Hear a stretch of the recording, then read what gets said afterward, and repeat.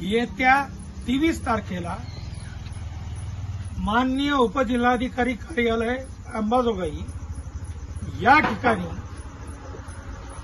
आमच्या हक्काच्या घरकुलासाठी सरकारला जाब विचारायला जाणार आहे।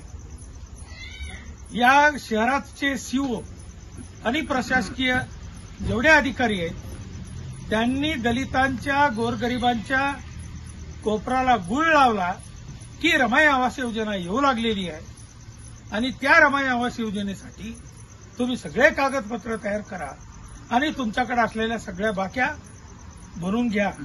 वास्तविक समाज कल्याणच्या अधिकाऱ्यांना मी विचारलं की जर आमची घरपट्टी किंवा नळपट्टीची बाकी शिल्लक असेल तर आम्हाला फॉर्म देता येतोय की नाही। त्यांनी सांगितलेलं आहे की वसुलीशी आमचा काही संबंध नाही। ही माझी चर्चा झाली आहे महिन्यापूर्वी, परंतु ह्यांच्या लक्षात येत नाही की या गावातले आजी माजी जे कोणी लोकप्रतिनिधी आहेत एकाकडे 60,000 70,000 घरपट्टी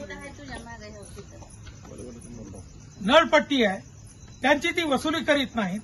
परंतु कबीरनगर सारख्या, पंचशील नगर सारख्या, क्रांतीनगर सारख्या, रायगड नगर सारख्या ज्या ठिकाणी श्रमिक करून कष्ट करून लोक जगतात त्याच लोकांना भयभीत करून त्यांच्याकडून वसुली चालू आहे।